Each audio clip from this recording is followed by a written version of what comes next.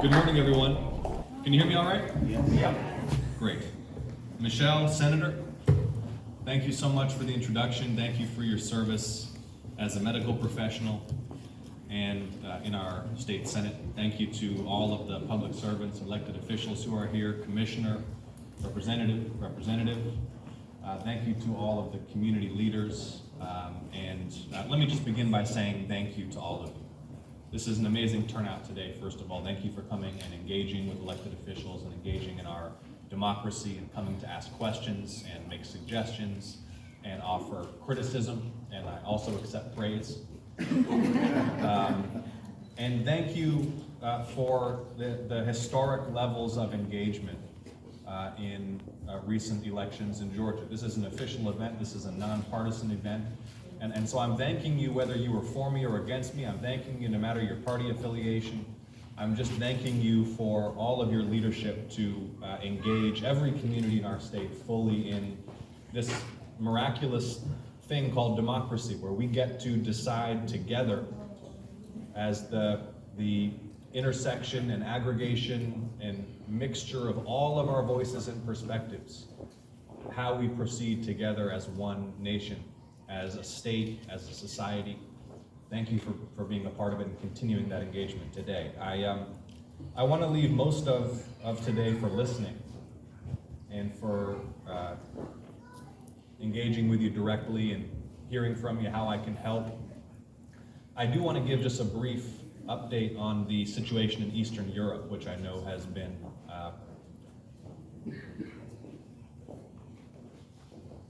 images of immense human suffering and violence that impact people here and all over the world, and most of all want to express my heartfelt sorrow for all the innocent Ukrainians who are enduring right now relentless bombardment and military aggression. On Wednesday evening, as you know, at about 10 o'clock, the Russian Federation invaded its sovereign neighbor, Ukraine, with a major military operation apparently aimed at removing Ukraine's government and establishing Russian control over Ukraine. I had the opportunity to speak on Thursday evening with the Secretary of State, Secretary of Defense, the Chairman of the Joint Chiefs of Staff, the Secretary of the Treasury, to learn more about the Biden administration's response economically and diplomatically. I spoke yesterday with General Costanza, who's the commanding officer for the 3rd Infantry Division based here in Georgia. A brigade combat team from the 3rd ID is deploying to Germany to reassure NATO allies. And so I will continue to monitor closely those events. There's an additional briefing for senators on Monday evening with senior military and executive branch leadership. But I know that all Georgians are united in our horror at what so many innocent people are having to endure during this war in Ukraine. Let me just give you a brief overview of some of what I've been working on and what I've been seeking to achieve on your behalf and on behalf of the state of Georgia over the last over a year now, since Senator Warnock and I were elected. And I do want to also recognize my brother, Senator Warnock. We are a team, and the state benefits from that teamwork. We communicate every day, our teams communicate every hour, and we are always working together to secure resources for our state, to put the needs of Georgia communities first, and more effective as a result. I want to highlight just a few major accomplishments. First of all, the bipartisan infrastructure legislation that we passed in the Senate. This is a historic investment in our quality of life, in transit and transportation, in clean drinking water, in public schools, in seaports, airports, logistics, economic competitiveness, small businesses, something that's been long overdue, that for decades we've known we need to undertake. Repairing ailing bridges, building out a real transit network in a community like, for example, Metro Atlanta, where there's been historic underinvestment. And we got it done. We got it done, and we got it done with 68 votes in the Senate. It's a bipartisan achievement. Democrats and Republicans voting for this landmark infrastructure legislation. And that also, I think, sends an important signal to the country and to the world that even though the country seems so divided, politics seems so polarized, we're still capable of coming together and putting aside those partisan differences in the national interest. So over the next 5 years, resources will be flowing to the state of Georgia for bridge repairs, for transit construction, for broadband internet access expansion, to upgrade public schools, to upgrade drinking water systems, to remove lead pipes from drinking water systems. This is stuff that's core to our quality of life, to our level of wealth, to our health, and that's a really significant achievement for the Biden administration and for the U.S. Congress. I have been working on legislation focused on a range of issues, focused on public health, focused on civil rights and criminal justice reform and voting rights, focused on improving access to health care and benefits for our veterans, and by building bipartisan relationships in the Senate, have been able to enact legislation on behalf of the state. Last year, the Senate passed my bill to address opioid abuse and overdoses. That's the legislation that I authored with Senator Grassley. The Senate passed bipartisan prison reform legislation that I worked on with Senator Grassley as well, to reduce violence and crime and civil rights abuses in American prisons. And I just established the bipartisan prison policy working group with my colleague Senator Braun to investigate corruption and abuse in America's prison system and to develop legislative solutions to address them. Senator Warnock and I have teamed up to deliver significant resources for health clinics and hospitals in the state of Georgia that otherwise would not have flowed to our state, and especially during this pandemic, to make sure our healthcare providers have all the resources and facilities that they need. We have worked to stand up for public schools in the state of Georgia. $4.5 billion for Georgia's public schools that would not have been allocated if Senator Warnock and I had not been there to vote for it and fight for it. Again, that's $4.5 billion for public education in the state of Georgia, to upgrade our school facilities, to make sure that young people in this state are learning in safe, positive learning environments, that they have access to the technology that they need. We saw during this pandemic, didn't we, how access to a laptop computer or a tablet or a cell phone and internet access can make such a difference in educational outcomes.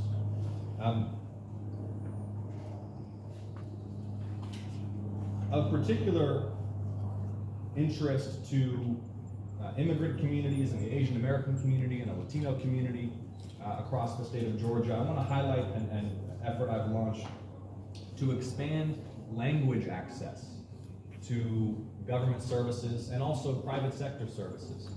This is something I've heard so consistently from constituents across the state, is that whether it's IRS forms or small business administration, information related to Medicare, or in daily life in the private sector, something like a mortgage application, information related to our public schools, that the lack of this information in languages other than English is just a huge barrier to full and informed participation for all of our communities.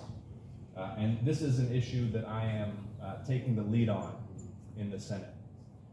Began that effort by recently engaging with the Attorney General, who is responsible for ensuring that agencies across the federal government have updated language access plans, so that he can begin the process of going to every single federal agency and working with them to update their language access plans. That means which forms are available in various languages. Are all of the government's websites updated in multiple languages? This is the kind of basic nuts and bolts of good government that can really enhance access to services and resources and opportunity for all communities in the state of Georgia. Also working to expand job training and vocational training and technical training opportunities to make the Pell Grant more flexible so that Georgians can apply the Pell Grant to professional education, vocational training, and technical training. Working on new legislation to invest additional resources in upgrading public school facilities in Georgia and across the country. So look, it is a pleasure to work on your behalf every day.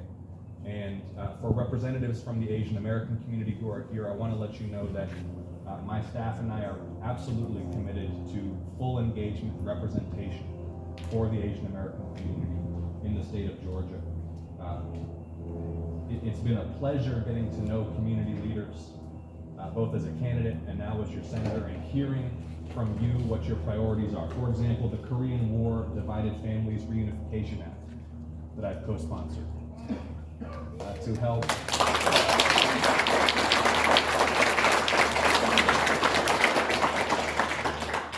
and that's going to help Korean American families who may have relatives still in the north, for example, to make contact with their relatives, to hear from them and learn how they're doing.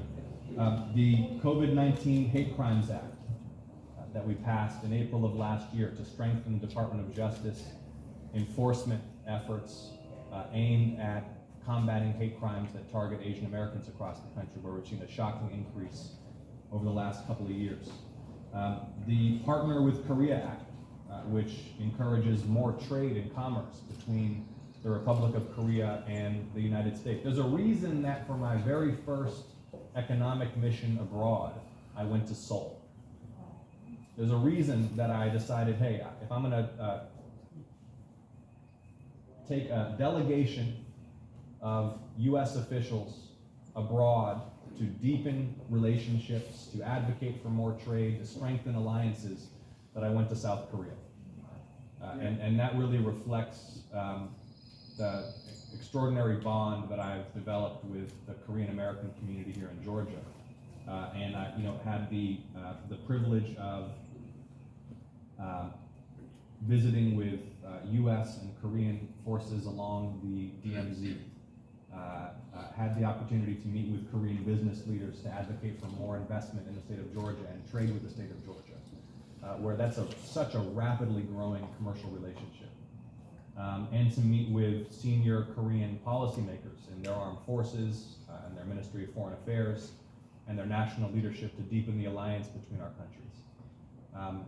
Please know that Asian American communities in Georgia are on my mind every single day.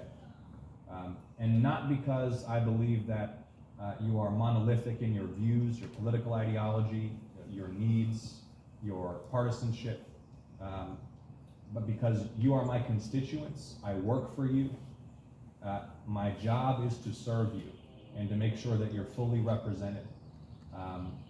And so I'm committed to continuing to do that. So thank you again for the chance to address you. I am so grateful for all that all of you do to make Georgia a better and more tolerant and more peaceful place as we approach the March 16th anniversary of those horrific shootings. Let me again express my horror and sympathy and love and support for the Asian American community in Georgia. Know that we acted legislatively to strengthen enforcement of laws that protect Asian Americans and minority communities across the country, and I'll continue to do so. And I will continue to be informed in my approach to leadership by a commitment to our universal humanity, to our love for one another, to tolerance and peaceful coexistence as the bedrock principles that I believe define our state and must define our country and the world.